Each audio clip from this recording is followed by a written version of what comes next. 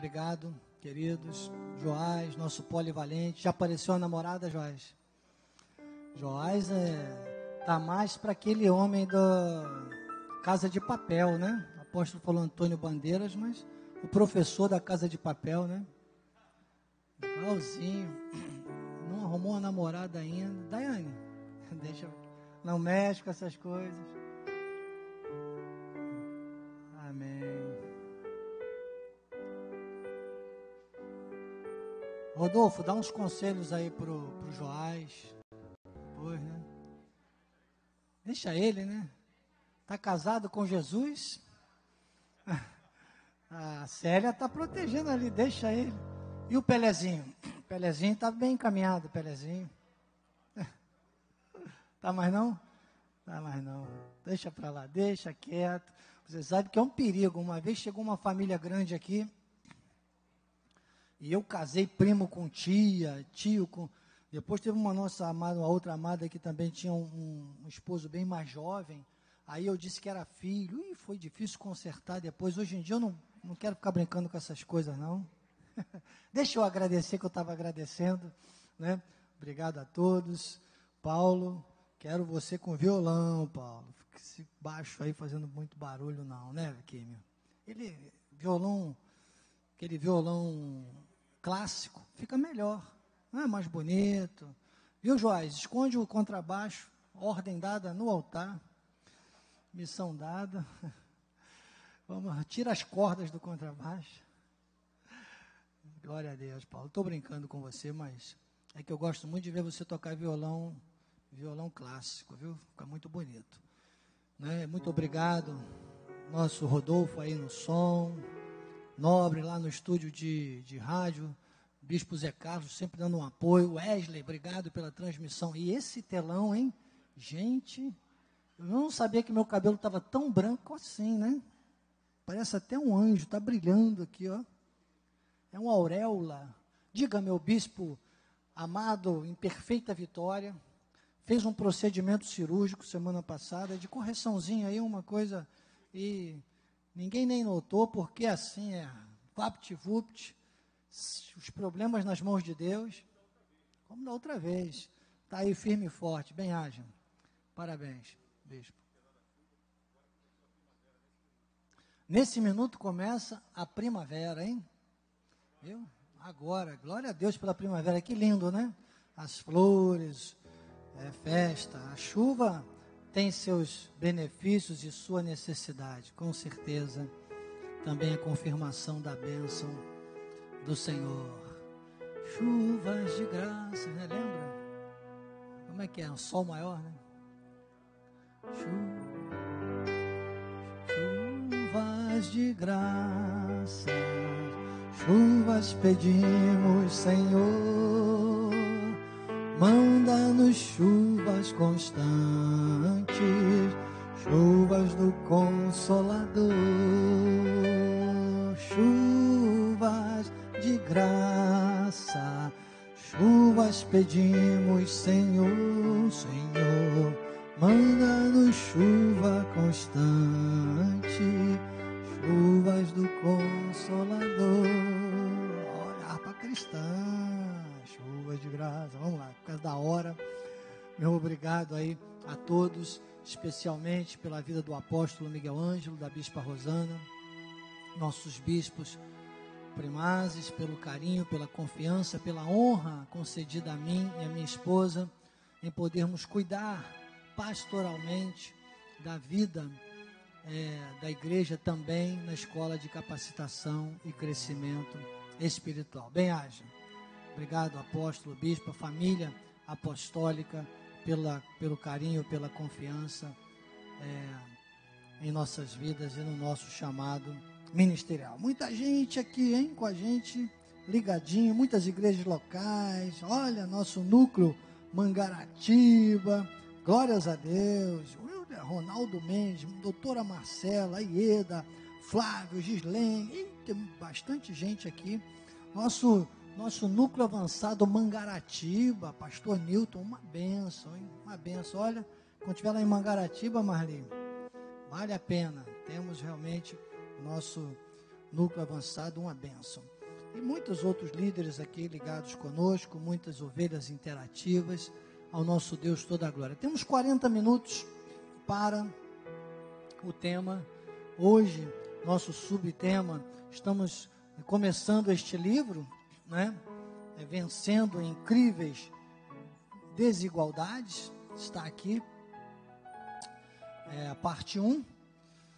Vamos ainda, agora com mais substância, ouvir Deus falar aos nossos corações. Deus maravilhoso, totalmente submetido ao trono da Tua graça, Pai, eu declaro honras, glórias e louvores a Ti. Eis-me aqui, fala-me e fala aos nossos corações. A minha suficiência vem de Ti. Amém e amém. Obrigado, Kim, querido. Vencendo incríveis desigualdades. Começa aqui na página 13.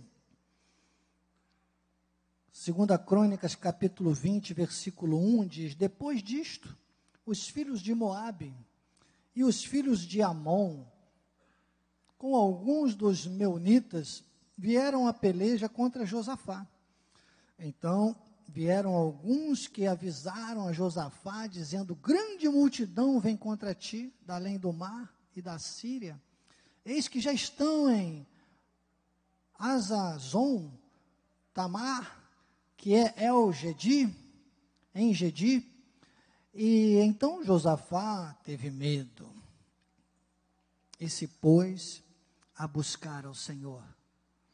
E apregoou o jejum em todo o Judá. Sabe que o jejum, todo momento de guerra, de luta, de clamar a Deus, de oração, o povo judeu jejuava.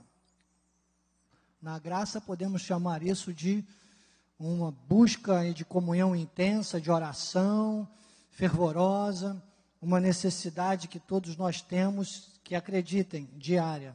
Tem gente que só lembra de vir à igreja ou de ir à igreja nas festas. Tem gente aqui que eu vejo, às vezes, nem sei se esse ano vamos poder fazer, como sempre fizemos, o Réveillon, ficar super, hiper lotado, e pessoas que eu só via nessas datas, no dia 31 de dezembro, sabe?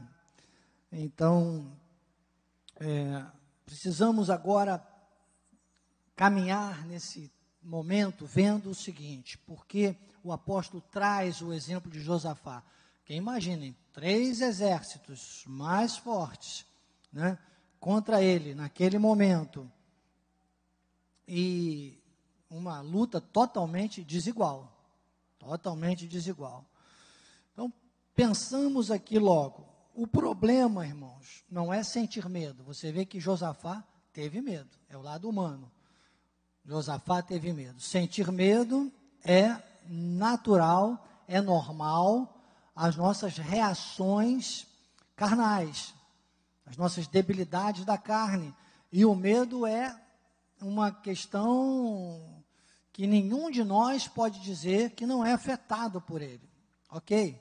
Ele é um sentimento, o medo é quase que um sentimento fisiológico, vamos dizer assim, é uma coisa que está intrínseco na nossa rotina. Medo você vai sentir por vários momentos e várias vezes durante o dia, várias situações. Imagine no momento que o mundo está vivendo hoje, nessa crise, nessa pandemia. Imagine.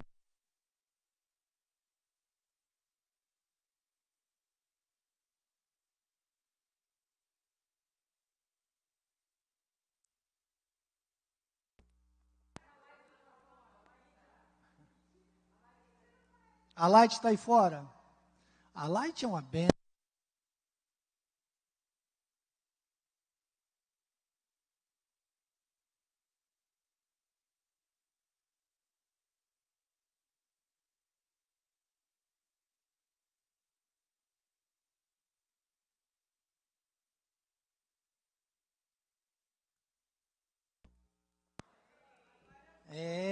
Agora sim, agora temos o Joás correndo para lá e para cá, né? E Mas continuamos, pelo que eu vejo aqui, continuamos ao vivo, mesmo com a luz apagada, né? Porque nós temos o plano de Deus aqui, tem um gerador nessa igreja, e algumas coisas não desligam, inclusive equipamentos do nosso estúdio, porque senão tem lá o no break, né? Graças a Deus, bem haja pela vida do bispo Zé Carlos. Domingo o apóstolo mostrou o estúdio. Senão, você imagina, esses cortes de luz são um perigo. O Joás correu para lá e para cá já para desligar o telão, porque senão, você imagina uma tecnologia dessas, você perde aí num momento desses. Mas até isso dá um medinho, dá normal. O primeiro impacto que você tem é de medo, é uma anormalidade. Qualquer coisa anormal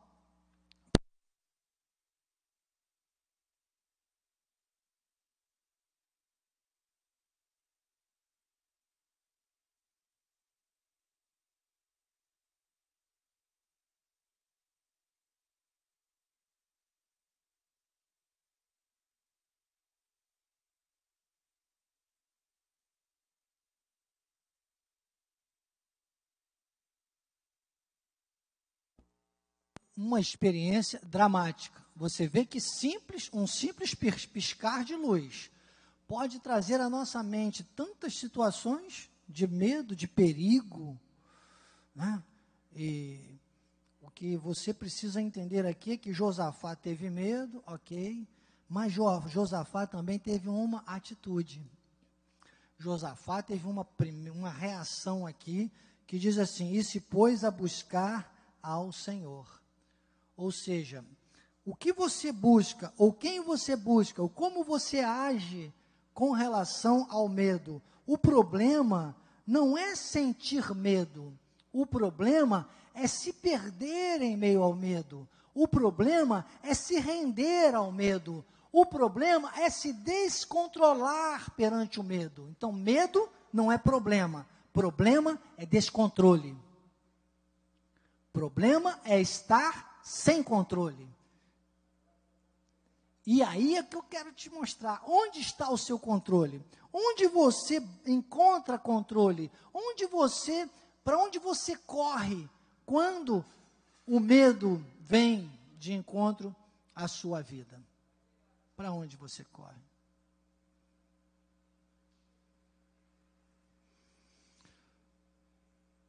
E aí o apóstolo, na página 13, aqui no finalzinho, ele começa a dizer: pois quem pode levantar a mão e dizer que nunca esteve cercado por problemas tão grandes que pareciam exércitos? Às vezes, você for pensar, nós aqui, a nossa igreja, hoje, o bairro, Campinho, Praça Seca, nós temos aí, existem problemas sociais aqui muito grandes no entorno. Tá? Muito grandes. Já pensou? Teríamos até mudado daqui, comprado outro espaço, tentado pensar. Nunca se passou isso pela mente do nosso apóstolo, você pode ter certeza. Nós estamos aqui onde Deus nos colocou. Isso aqui é obra de Deus. Sabe? Não tem como, não tem jeito de sair dessa verdade. Agora, o que nós precisamos aqui, então, primeiro, nessa introdução, vimos, Josafá teve medo, Josafá se pôs a buscar, e eu estou dizendo, o medo não pode afetar você. Ah, bispo, mas afeta. A maioria sucumbe, a maioria fica descontrolada, a maioria fica desorientada. E sabe por que Josafá não ficou? Sabe por que Josafá pôs-se a buscar ao Senhor? Depois em casa, não dá tempo aqui, mas se você olhar o capítulo anterior, você vai ver que Josafá tinha recebido um puxão de orelha de Deus. E Josafá havia corrigido a sua postura, Josafá então tinha acertado tudo, estava em obediência com Deus. No capítulo anterior a esse, de 2 de Crônicas, nós estamos lendo o capítulo 20, no capítulo anterior, no 19, você vê que Josafá, ele começa ali, na sua história, ter um problema. Não precisa colocar, não, que eu só estou explicando o capítulo anterior. Um problema. Ele estava meio distraído. E o profeta diz, olha, acerte as coisas. Ele organizou tudo, então estava tudo certo, ele estava com a vida certa, com a vida correta perante Deus. Aí vem os exércitos. Aí vem a má notícia. Só que ele estava o quê? No eixo de Deus, na vontade de Deus. E este âmbito de visão que a escola de capacitação e crescimento espiritual, desculpe, deixe-me lembrar, você está na escola de capacitação e crescimento espiritual, puxa para a gente com esses subtemas. E Deus me mostrava nitidamente essa passagem de Lucas, capítulo 6, do 46 ao 49. Lucas, eu passei hoje para o Joás cedinho, olha a situação aqui, ó. Por que me chamais Senhor, Senhor, e não fazeis o que vos mando? Todo aquele que vem a mim e ouve as minhas palavras e as pratica, eu vos mostrarei a quem é semelhante. É semelhante a um homem, isso é no sentido genérico, tá? Que edificando uma casa, cavou, abriu profunda vala e lançou o alicerce sobre a rocha. E vindo a enchente, arrojou-se o rio contra aquela casa e não pôde abalar. Olha bem, Josafá tinha ajustado a sua vida, já estava com tudo organizado. E veio o vento, veio a enchente. Jesus está dizendo, o homem prudente, ele cavou e veio. Jesus não está dizendo que não vem. Vem enchente, vem o rio transbordando, vem os ventos. Isso acontece. Nós estamos no mundo. Nós somos sobreviventes espirituais nesse mundo. Só que ele diz, não pôde abalar por ter sido bem construída.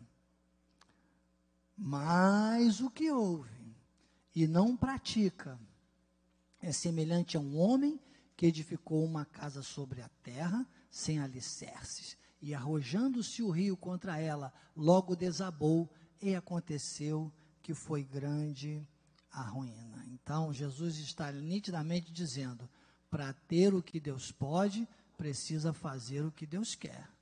Então, ali, no texto base, quando diz que Josafá pôs-se a buscar ao Senhor, mesmo que sentiu medo, nós vamos sentir medo igual ao que não pratica, mas nós temos o escape, nós temos a âncora, nós temos a segurança, nós temos a visão. O apóstolo Miguel Ângelo sempre diz, quem tem visão, tem provisão. Mas se você deixar levar pela carne,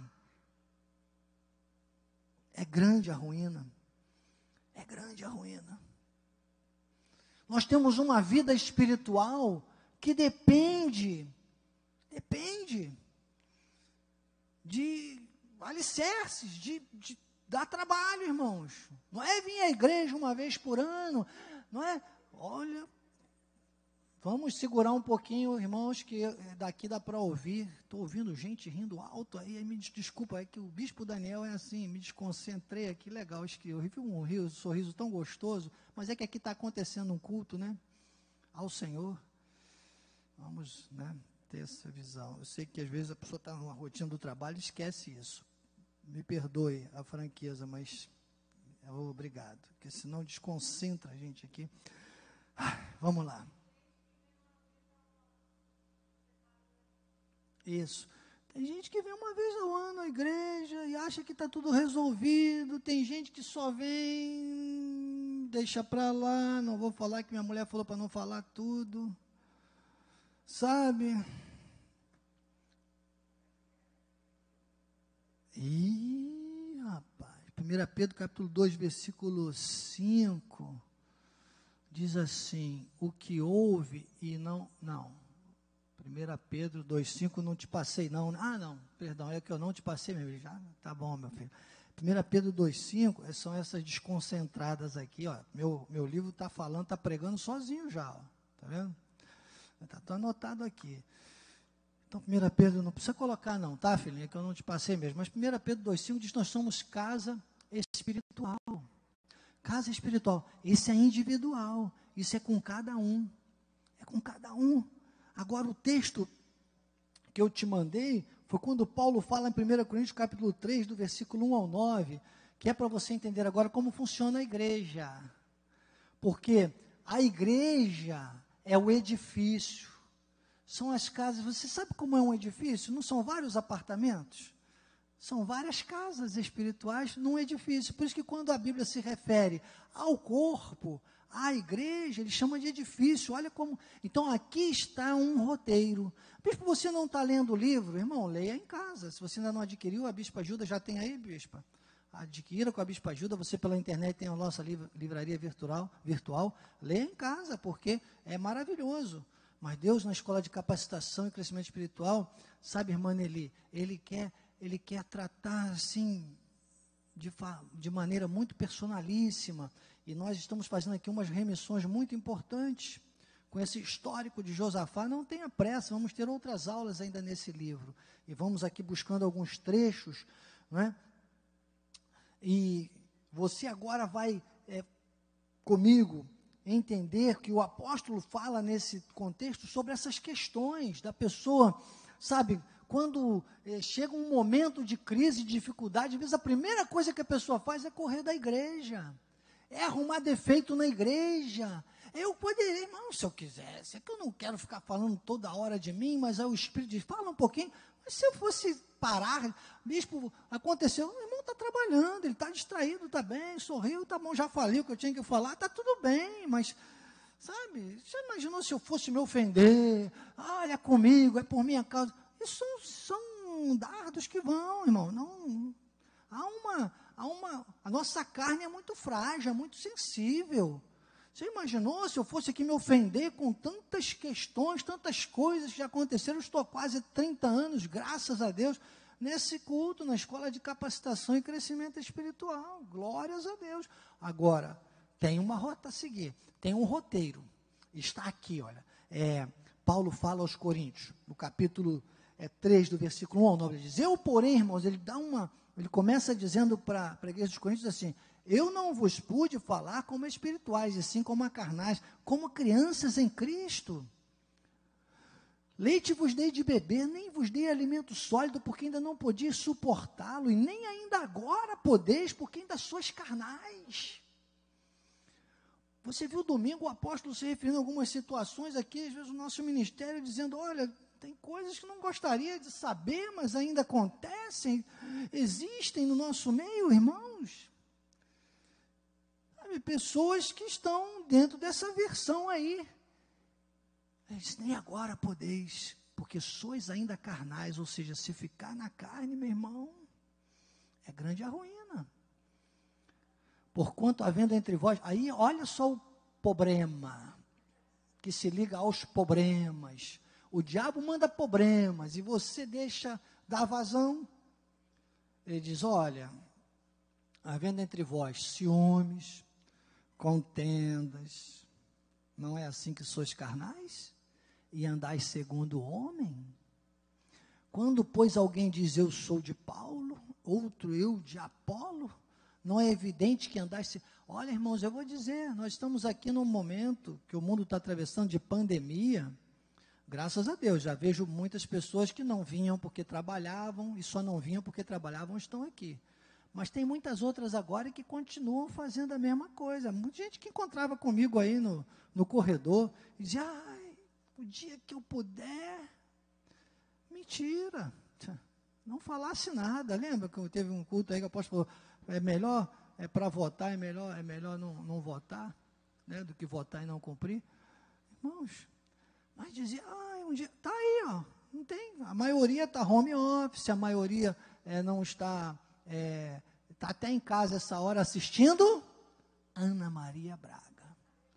Irmão, desculpe, quem assiste nem sei se ainda existe isso, mas mas deve estar lá no Viva procurando, porque lá tem um outro canal que bota, assistindo, irmãos. Eu já disse aqui, irmãos, ela ficava horas ensinando a fazer uma galinha no fogo. Eu ensino você a fazer uma galinha em 10 minutos.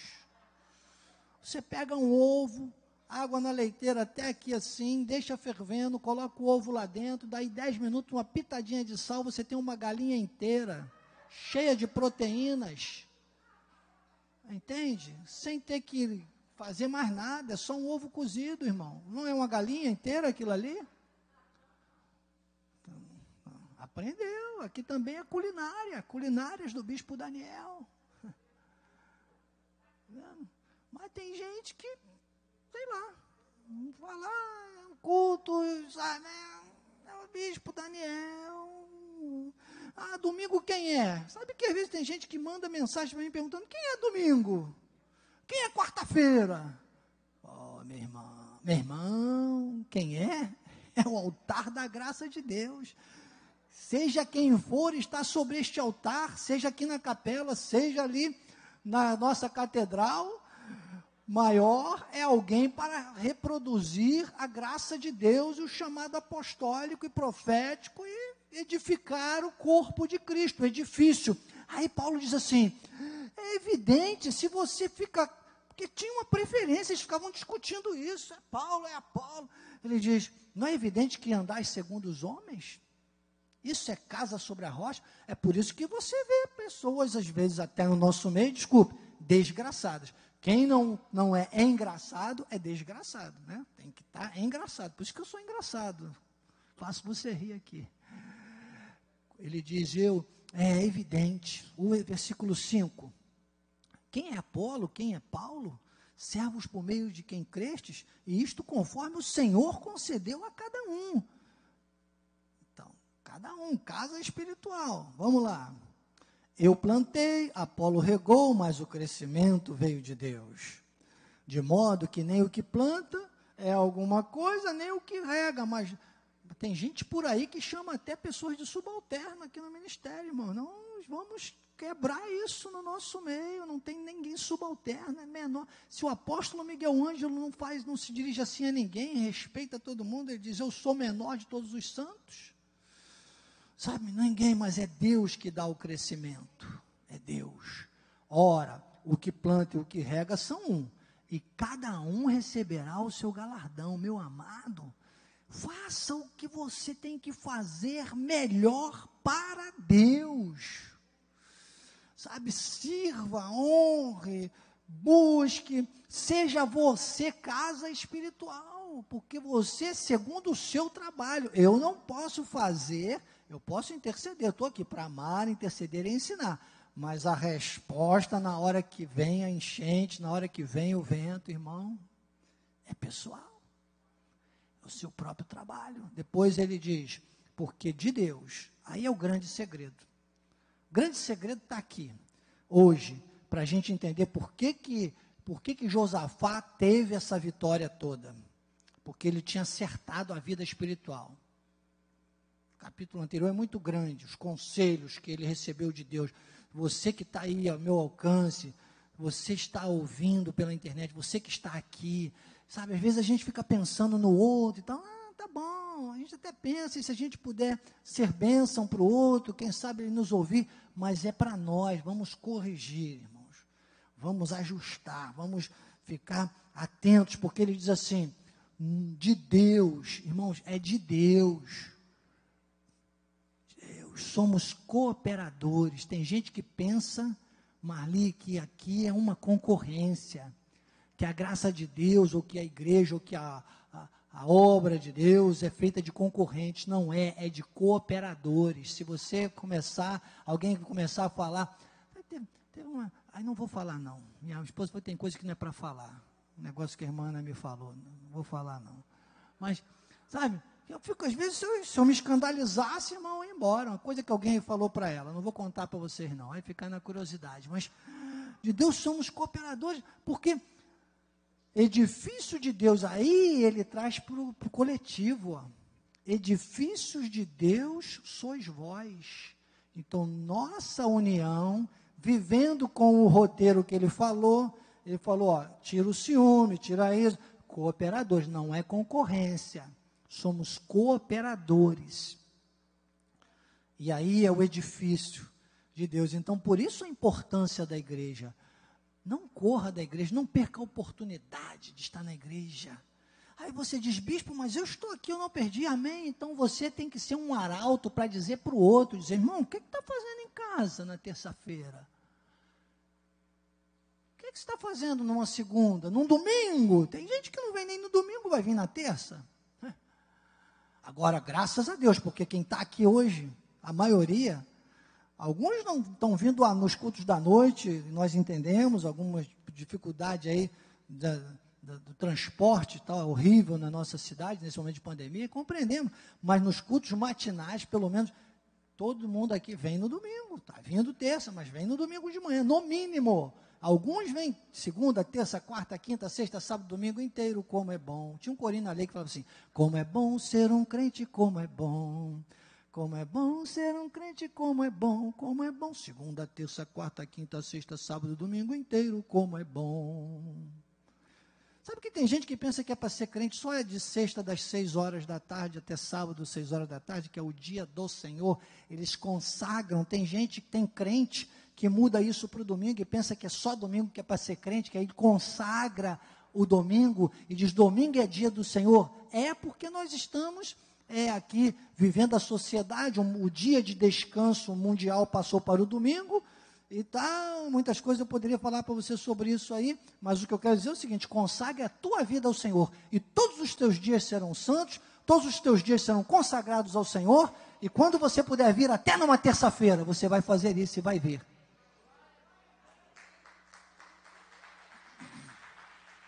Não vai mais negociar com isso. Bicho, você está puxando sardinha para sua... Claro, eu gosto de sardinha. Né, Ana? Eu gosto de sardinha. A Ana está aqui sentadinha hoje. Eu adoro sardinha. Todos os dias, irmão. Todos os dias. Mas terça-feira eu estou puxando aqui, porque, né, estou falando...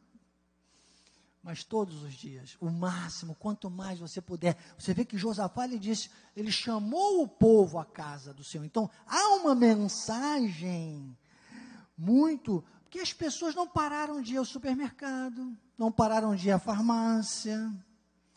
Os do mundo não pararam de ir aos bailes funk, aos shows, à cervejada, à beira da praia.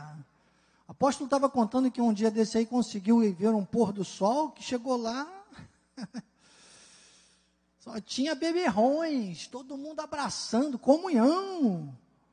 As torcidas aí está um problema, aí querem voltar para os campos, mas um problema porque os caras não vão conseguir ficar sem se abraçar. E o povo evangélico, tudo com medo da pandemia.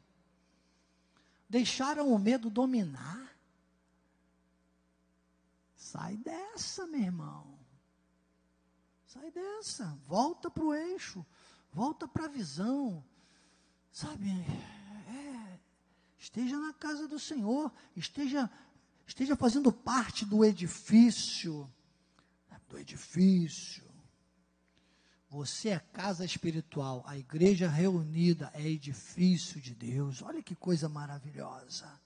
Então o apóstolo aqui na página 14, ele diz, é muito importante eu dizer que as adversidades são fatos que surgem no dia a dia de todos. Basta olhar o caso que estamos usando como exemplo. Um rei fiel lutava pelo reino, que tinha ouvido o profeta, tinha corrigido tudo, e de repente, 3 exércitos marcham contra ele. Então, na página 15, o apóstolo diz, quando nós nos encontramos com incríveis desigualdades, é preciso reagir desta forma. Primeiro, não se conformar.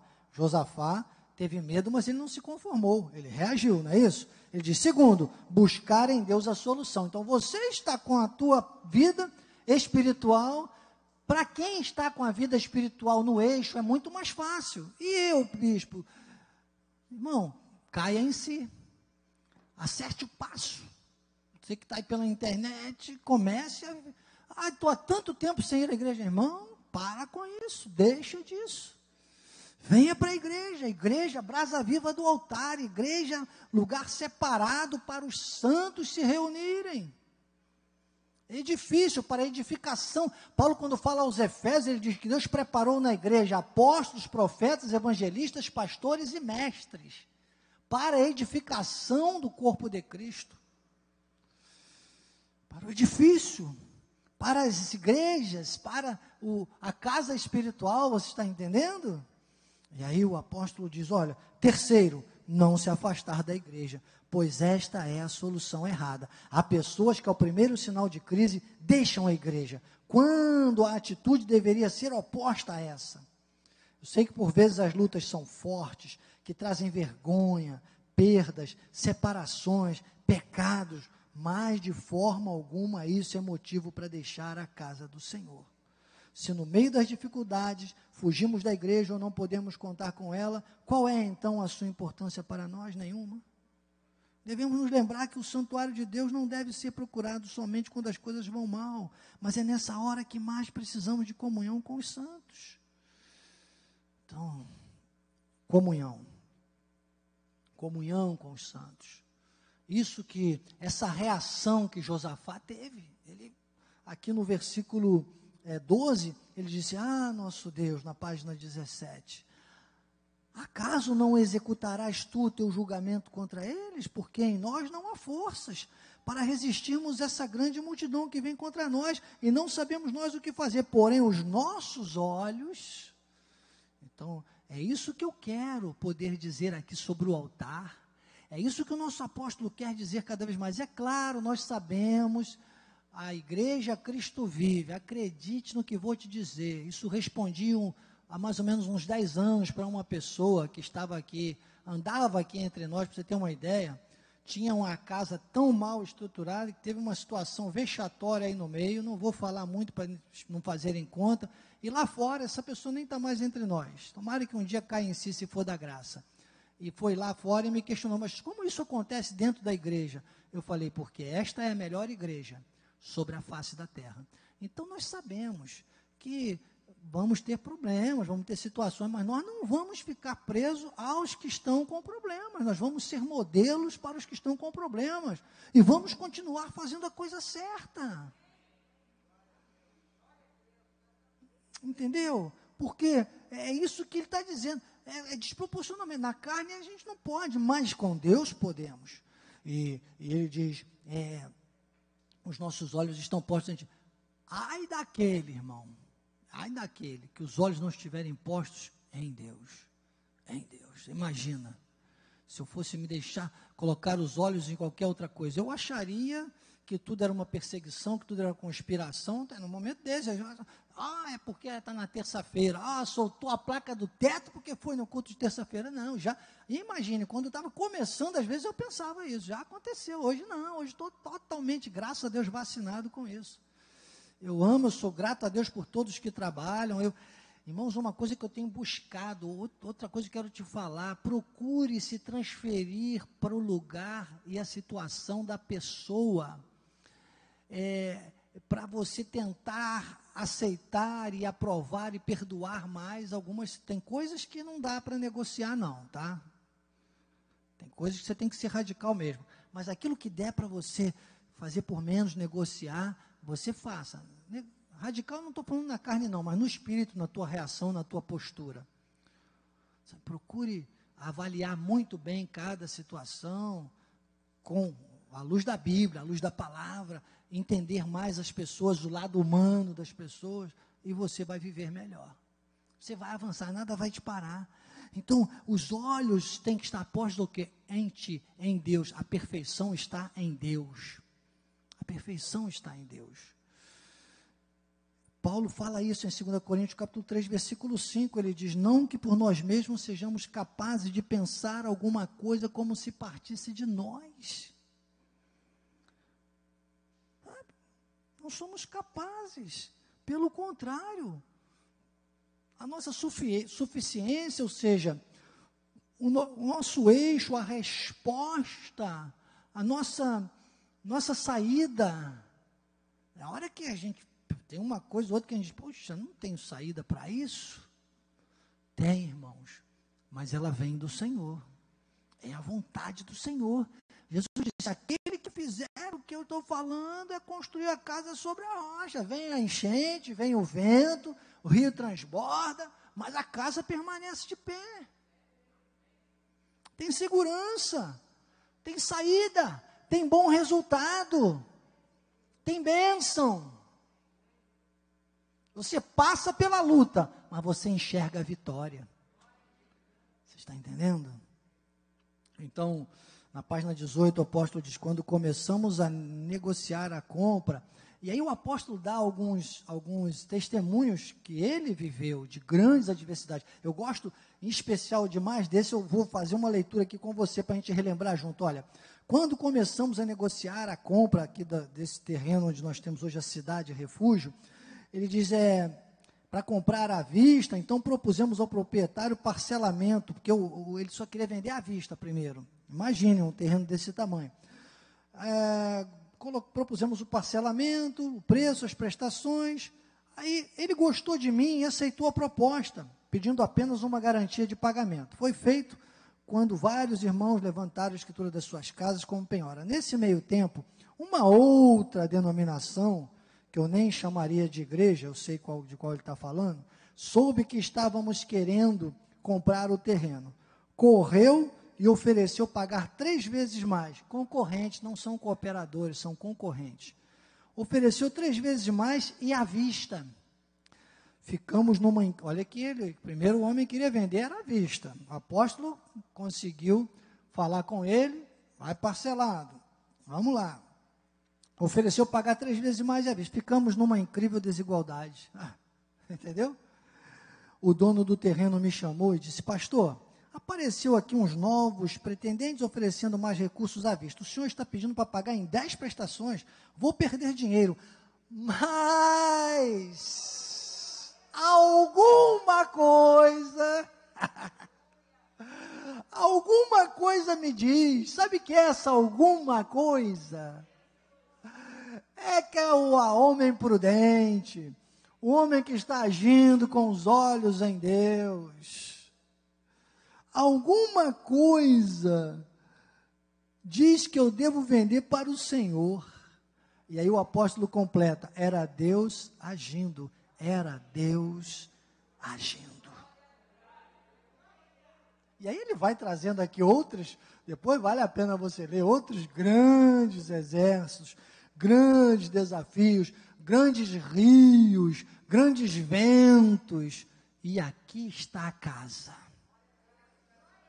de pé. Às vezes o vento ali ainda tenta tirar, mas está firme, sobre a rocha pura, 200 caminhões de pedras grandes foram retirados daqui, precisou de dinamite, quase explodíamos o morro inteiro. Eu estava chegando aqui nessa época, eu era visitante lá eu morava sempre aqui no Valqueire, visitava lá em Piedade, mas quando chegou aqui, estava tudo planejado por Deus, era o lugar, era a cidade refúgio, era a base para o Brasil e para o mundo. Estamos em mais de 123 países, 41 anos de ministério, graça genuína, um apóstolo talhado por Deus. Mas as desigualdades são sempre muito grandes, mas todas foram vencidas até hoje. Haverão desigualdades maiores, todas serão vencidas, de eternidade a eternidade, de eternidade a eternidade, de eternidade a eternidade, vencendo incríveis desigualdades. Assim seja, assim disse o Espírito da graça. Glórias a Deus. Chacamantaná.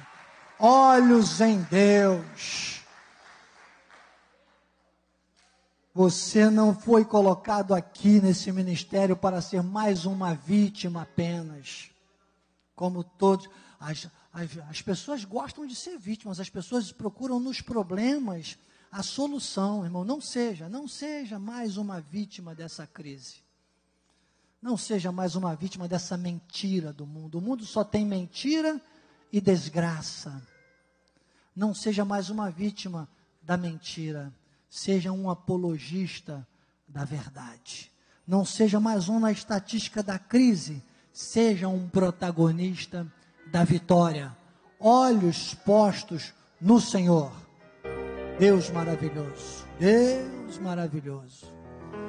Obrigado, Senhor, porque mesmo em meio a incríveis desigualdades, Josafá venceu aqueles exércitos. Josafá teve grandes despojos. É depois da dificuldade que se recolhem os despojos.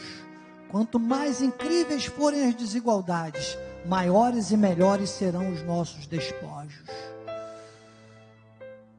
Hoje estamos aqui para o Brasil e para o mundo, aqueles que quiserem beber desta fonte, da graça genuína, verão que a mão do Senhor fez isso. Vamos avançar, Pai, avançar, avançar e avançar. Somos uma geração de conquistadores, mais do que vencedores. Que a tua graça, o teu amor e as doces consolações do teu Espírito Santo, Pai, se manifestem, não só hoje, mas eternamente. E aqueles que estão com os olhos postos no Senhor, que a sua casa espiritual está edificada sobre a rocha, e é um cooperador do edifício, da lavoura de Deus, do edifício do corpo de Cristo, da igreja de Deus sobre a terra. Diga amém, amém e amém. Graças a Deus. Sou o bispo Daniel Anacleto. Bem-aja a todos, graça e paz.